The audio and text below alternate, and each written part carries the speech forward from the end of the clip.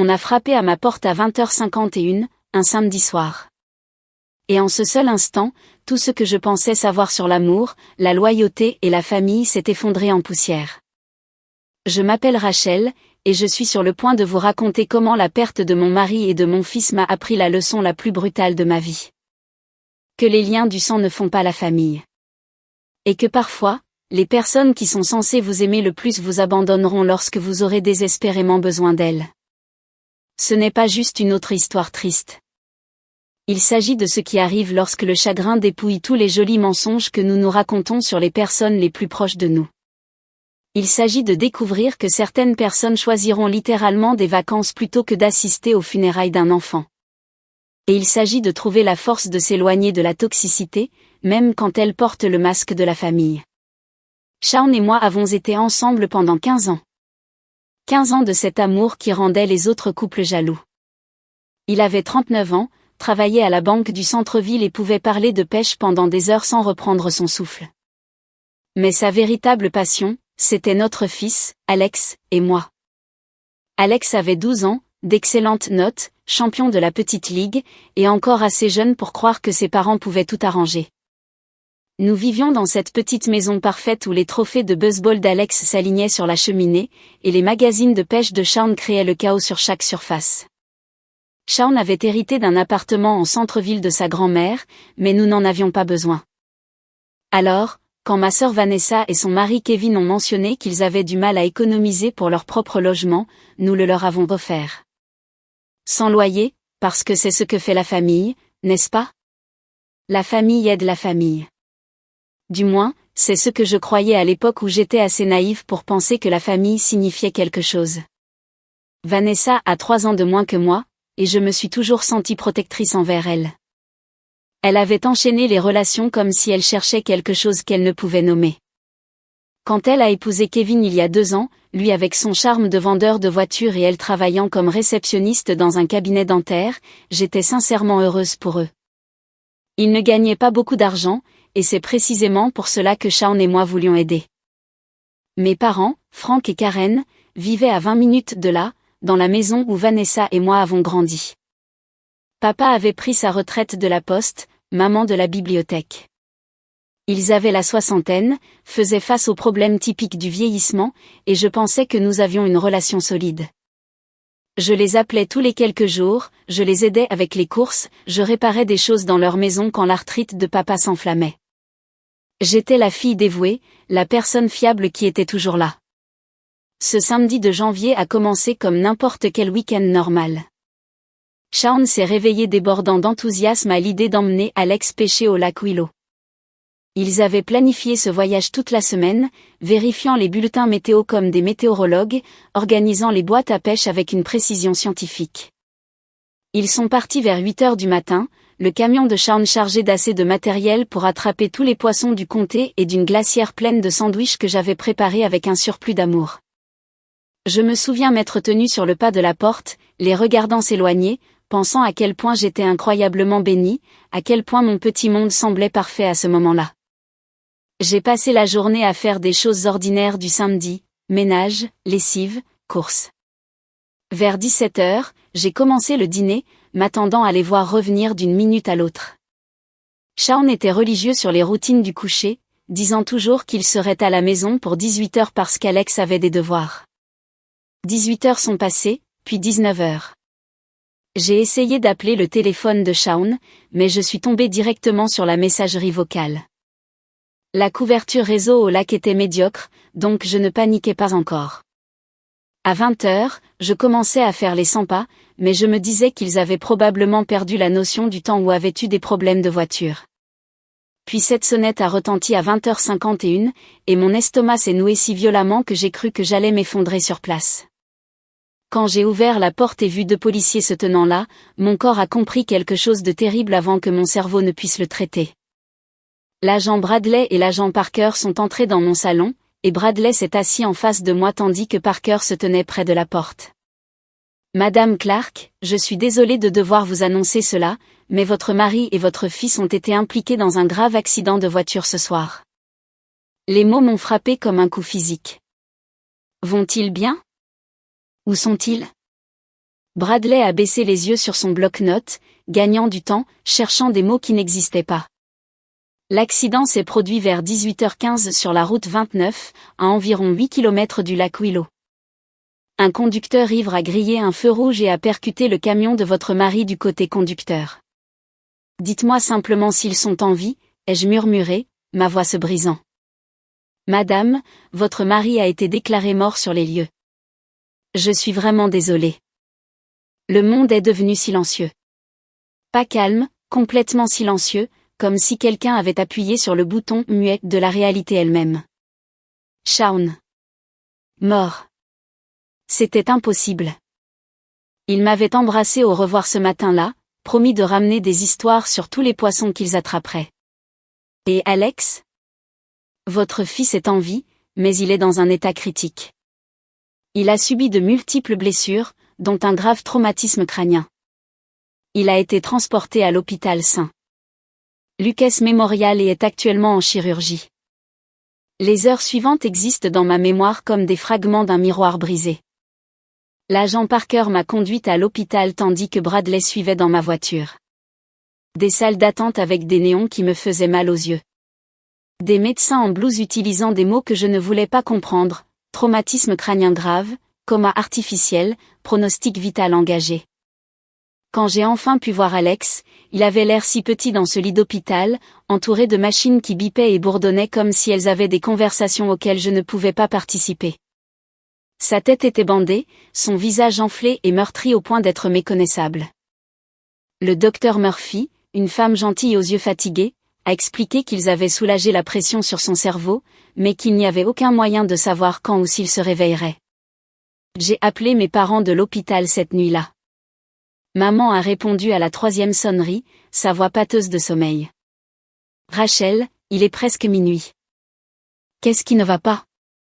Maman, ai-je dit, puis je n'ai plus rien pu dire d'autre car je sanglotais si fort que je ne pouvais plus respirer. Chérie, que s'est-il passé? Shaun est mort. Il y a eu un accident. Alex est dans le coma. Silence. Puis, oh mon Dieu. Oh, Rachel, on arrive tout de suite. Mais ils ne sont pas venus tout de suite. Ils sont venus le lendemain matin, l'air mal à l'aise et fatigué. Papa m'a serré dans ses bras maladroitement, comme s'il ne savait pas quelle pression appliquer. Maman m'a tapoté l'épaule comme on réconforterait une vague connaissance. Ils sont restés exactement 1 heure, ont posé quelques questions sur ce qui s'était passé, puis ont dit qu'ils devaient rentrer pour passer des appels. On t'aidera avec les arrangements funéraires, a dit maman. Ne t'inquiète de rien. Mais quand je les ai appelés le lendemain pour parler de l'organisation des funérailles de Shaun, la voix de maman avait changé. Distante, distraite. En fait, chérie, on ne peut pas vraiment aider avec les arrangements. Vanessa et Kevin emménagent dans l'appartement de Shaun cette semaine, et on a promis de les aider à s'installer. J'étais confuse. Mais, maman, Shaun vient de mourir. Les funérailles sont plus importantes que de les aider à déménager. Bien sûr que ça l'est. Mais on s'est déjà engagé. Et tu sais comment est Vanessa quand les plans changent. On sera aux funérailles. Bien sûr, on ne peut juste pas aider à l'organisation. J'ai raccroché, me sentant plus seule que je ne l'avais jamais été de ma vie. Mon mari était mort. Mon fils se battait pour sa vie. Et ma famille s'inquiétait de déménager des meubles. J'ai donc organisé les funérailles de Shaun complètement seule. Chaque décision. Le funérarium, les fleurs, le cercueil, la musique, les lectures. J'ai tout fait moi-même pendant que ma famille était occupée à aider Vanessa et Kevin à s'installer dans l'appartement de Shaun comme si c'était une sorte de célébration. La cérémonie était simple mais belle. Des gens sont venus, les collègues de Shaun, nos voisins, des amis de l'école d'Alex. Ils ont dit des choses merveilleuses sur Shaun, partagé des souvenirs qui m'ont fait sourire même à travers mes larmes. Mes parents, Vanessa et Kevin, sont arrivés à la dernière minute, ont assisté à la cérémonie avec l'air de préférer être n'importe où ailleurs, et sont partis rapidement après. Après la mort de Shaun, j'ai hérité de tout ce qu'il possédait. La maison, l'appartement du centre-ville et son compte en banque avec $800 000. Shaun avait été malin avec l'argent et avait une excellente assurance vie. Pour la première fois de ma vie, l'argent n'était pas un souci, ce qui était la seule bonne chose dans mon monde à ce moment-là. J'ai réduit mon temps de travail à mon poste de comptable. L'argent n'était plus un problème, et je voulais passer chaque moment possible avec Alex. Les médecins disaient que les patients dans le coma pouvaient parfois entendre des voix, alors je lui lisais des livres tous les jours. Harry Potter, ses livres d'aventure préférés, même ses devoirs d'école. Ta maîtresse dit que tu te débrouilles très bien en maths, lui disais-je, en tenant sa petite main.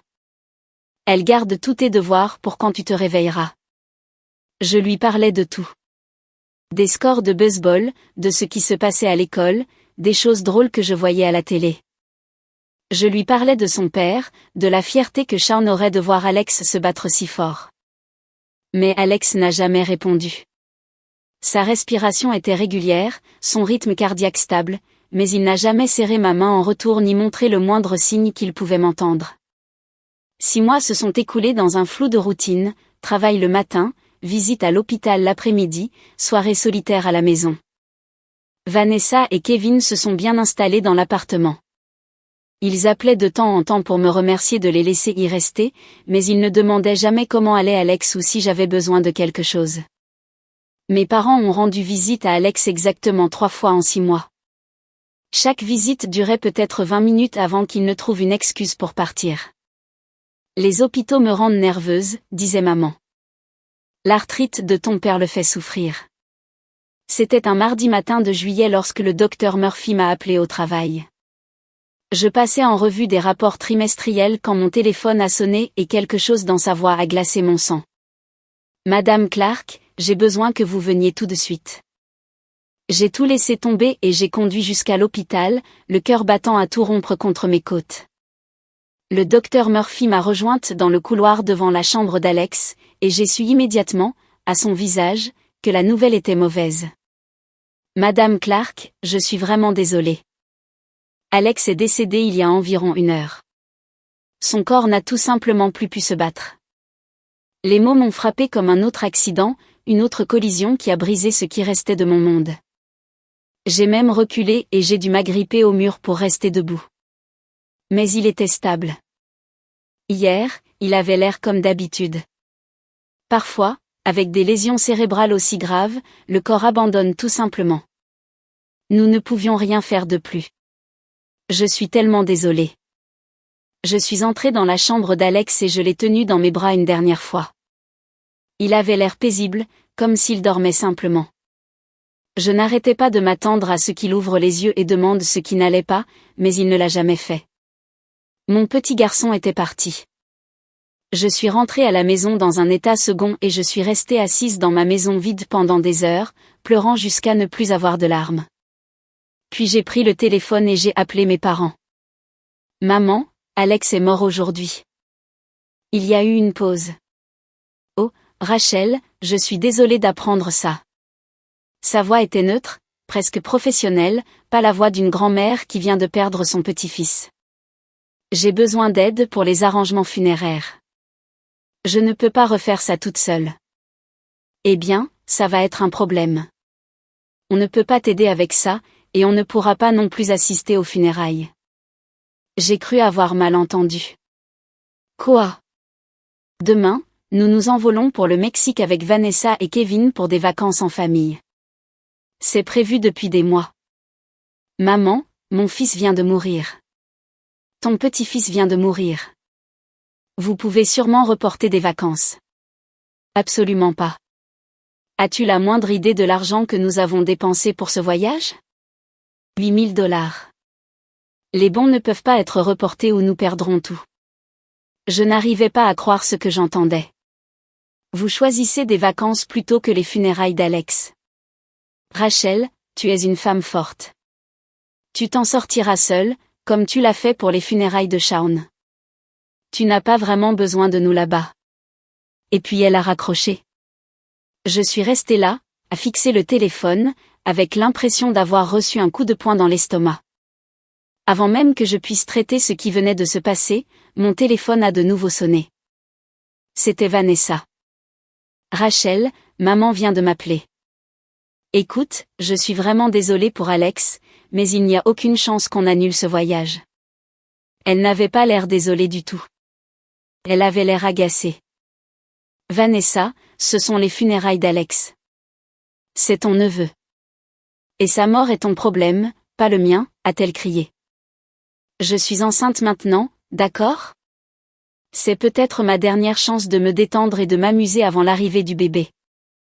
J'attends ce voyage avec impatience depuis des mois, et je ne vais pas y renoncer parce que ton fils est mort. J'étais tellement choquée par sa cruauté que je ne pouvais plus parler. Tu n'as aucun droit de t'attendre à ce que nous annulions nos vacances. On a déjà tout payé et j'ai besoin de cette pause, alors occupe-toi de tes propres problèmes et laisse-nous tranquilles. Elle a raccroché aussi. Je suis restée assise dans mon salon en silence total. En l'espace de 10 minutes, ma famille avait clairement montré que des vacances étaient plus importantes pour eux que mon enfant décédé, que j'étais complètement seule dans ce monde. Mais quelque chose s'est produit à ce moment d'abandon absolu. Pour la première fois depuis l'accident de Shaun, mon esprit était complètement clair. Je savais exactement ce que je devais faire. D'abord, j'enterrerai mon fils.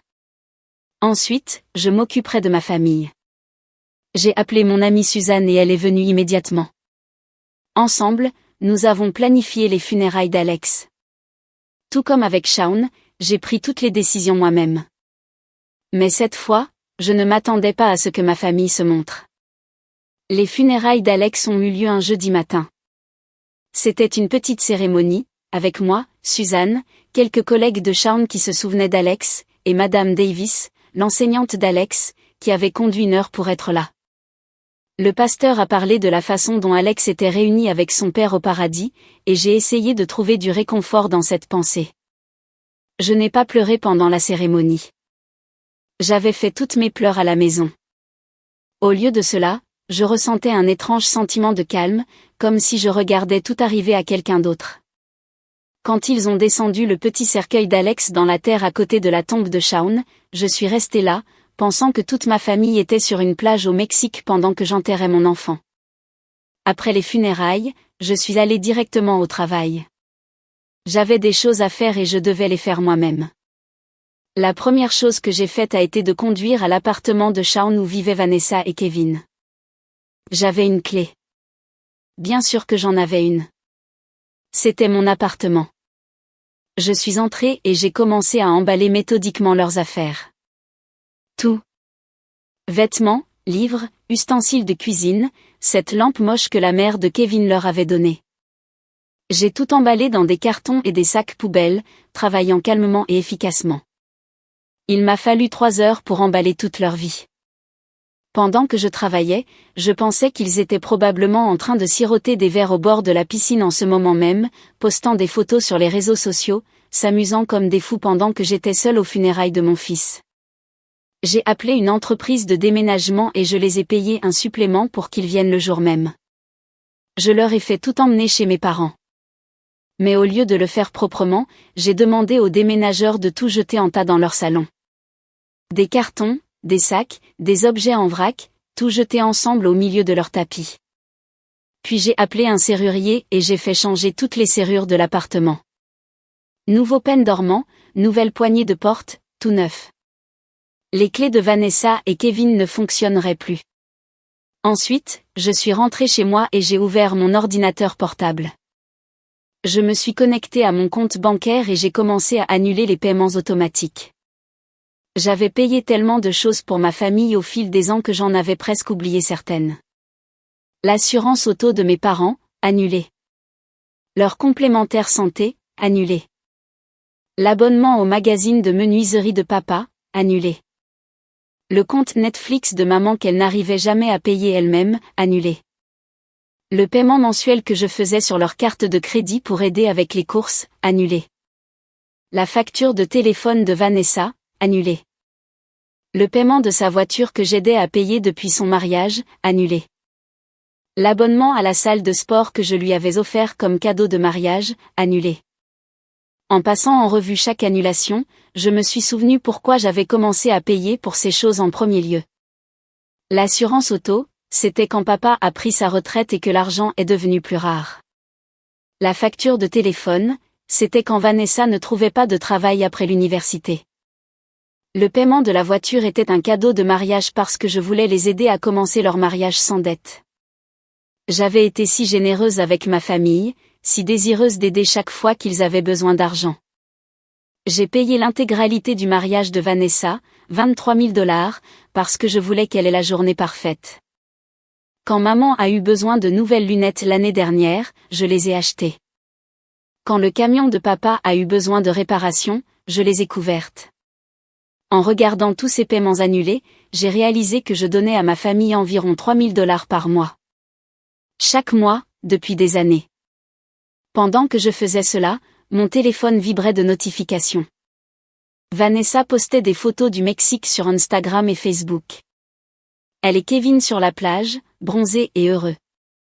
Mes parents dans un restaurant en bord de mer, souriant et levant leur verre pour un toast. Vanessa avait légendé une photo, tellement reconnaissante d'être ici avec ma famille incroyable qui me soutient en tout. J'ai fait une capture d'écran de chaque photo, de chaque légende. Je voulais me souvenir de ce moment, de ce sentiment de clarté absolue sur qui ces gens étaient vraiment. 3 jours ont passé. Je suis allée au travail, je suis rentrée à la maison, j'ai préparé le dîner pour une personne et j'ai attendu. Je savais qu'ils seraient bientôt de retour du Mexique, et j'attendais leur retour avec impatience. Le dimanche soir, mon téléphone a commencé à sonner. D'abord mes parents, puis Vanessa, puis Kevin, puis de nouveau mes parents. Je n'ai répondu à aucun des appels. J'étais assise dans mon salon, triant les affaires d'Alex pour les donner à des œuvres de charité, et j'ai laissé le téléphone sonner encore et encore. La messagerie vocale a commencé après environ 1 heure d'appel sans réponse. La voix de maman, tendue de colère. « Rachel, qu'as-tu fait à l'appartement de Vanessa? Pourquoi toutes leurs affaires sont-elles ici? Rappelle-moi tout de suite. » J'ai supprimé tous les messages vocaux sans les écouter complètement. Puis j'ai bloqué tous leurs numéros, mais ils n'ont pas abandonné. Vers 22 heures, j'ai entendu des voitures s'arrêter dans mon allée, puis de forts coups à ma porte d'entrée. « Rachel, ouvre cette porte tout de suite !» criait Vanessa. J'ai regardé par la fenêtre et je les ai vus tous les 4 sur mon porche. Ils avaient l'air en colère, confus et fatigués de leur vol. Vanessa martelait la porte avec son poing. J'ai pris une profonde inspiration et je me suis dirigée vers la porte. Cette conversation allait avoir lieu que je le veuille ou non, et j'étais prête. J'ai ouvert la porte et j'ai regardé leur visage. Celui de Vanessa était rouge de colère. Kevin avait l'air embarrassé. Mes parents semblaient préférer être n'importe où ailleurs. « Il faut qu'on parle », a dit maman, me poussant pour entrer dans ma maison. Ils l'ont tous suivi dans mon salon et se sont tenus là, me regardant comme si j'avais commis un crime terrible. « Mais qu'est-ce que tu croyais faire ?» a exigé Vanessa. Nos affaires sont jetées partout dans la maison de maman et papa comme des ordures, et on ne peut pas entrer dans notre appartement. Je l'ai regardé calmement. Ce n'est plus votre appartement. J'ai changé les serrures. Vous êtes expulsés. La mâchoire de Vanessa est tombée. Tu ne peux pas nous expulser. On a des droits. En fait, si. C'est mon appartement. J'en ai hérité à la mort de Shaun. Je vous laissais y vivre sans loyer par faveur, mais cette faveur est terminée. Vanessa s'est avancée agressivement. Écoute, je comprends que tu sois bouleversée pour Alex, d'accord? Mais ça ne te donne pas le droit de détruire nos vies. On n'a nulle part où aller. Tu aurais dû y penser avant de me dire que sa mort était mon problème et pas le tien. Le silence dans mon salon était assourdissant. Vanessa avait l'air de vouloir disparaître dans le sol. Elle savait exactement ce qu'elle m'avait dit, et elle savait que je me souvenais de chaque mot. J'étais bouleversée, dit faiblement Vanessa. Je ne le pensais pas comme ça a sonné. Tu m'as dit que la mort de mon fils était mon problème, pas le tien. Tu as dit que tu avais besoin de te détendre avant l'arrivée de ton bébé, donc les funérailles d'Alex n'étaient pas assez importantes pour annuler vos vacances. Maman s'est avancée. Rachel, tu vas trop loin. On comprend que tu sois bouleversée, mais ce n'est pas comme ça que la famille se traite. J'ai presque ri. La famille? Vous pensez qu'on est une famille? Bien sûr qu'on est une famille, a dit papa. On a eu nos problèmes, mais on peut les surmonter. Vanessa a soudain eu un regard calculateur. Je comprends tout maintenant. Tu m'as donné une leçon, et j'ai compris. Alors, maintenant tu peux me donner les nouvelles clés de l'appartement, n'est-ce pas? Non, ai-je dit simplement. Son visage s'est décomposé. Comment ça, non? Je veux dire que ma décision est finale. Vous ne vivez plus dans mon appartement. Trouvez un autre endroit. Mais je suis enceinte. A hurlé Vanessa. On n'a nulle part où aller. Tu ne peux pas juste jeter une femme enceinte à la rue.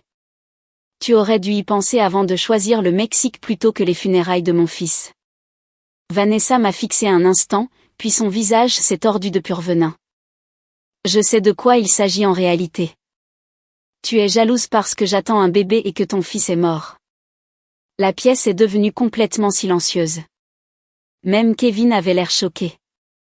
Tu as perdu la tête parce qu'Alex est mort et maintenant tu te venges sur moi parce que je suis enceinte et heureuse. Tu ne supportes pas que j'avance dans ma vie pendant que tu es coincé dans le deuil d'un gamin qui n'était même pas si spécial que ça. J'ai senti quelque chose de froid et de final s'installer dans ma poitrine. Dehors, vous tous. Sortez de ma maison tout de suite. Maman a essayé de sauver la situation. Rachel, Vanessa a raison, tu ne penses pas clairement. Tu es en deuil et tu prends des décisions qui blesseront notre famille de façon permanente. Je pense clairement. Je suis plus calme que je ne l'ai été depuis des mois. Et puisque Vanessa a raison de dire que j'ai perdu la tête, vous ne devriez probablement pas rester près de moi. Partez. Et tout l'argent? A lâché maman. Tu ne peux pas simplement nous couper les vivres. On dépend de cette aide. Voilà. La vraie raison pour laquelle ils étaient là. Pas parce que je leur manquais ou qu'ils voulaient s'excuser. Parce que j'avais arrêté de payer leurs factures. J'ai annulé tous les paiements automatiques. Votre assurance auto, vos compléments santé, vos paiements de carte de crédit, la facture de téléphone de Vanessa, le paiement de sa voiture, son abonnement à la salle de sport, tout. Vous êtes livré à vous-même maintenant. Maman s'est mise à pleurer. Vraiment pleurer. Rachel, s'il te plaît. On ne peut pas se permettre tout ça seul. On est à la retraite. On vit avec un revenu fixe.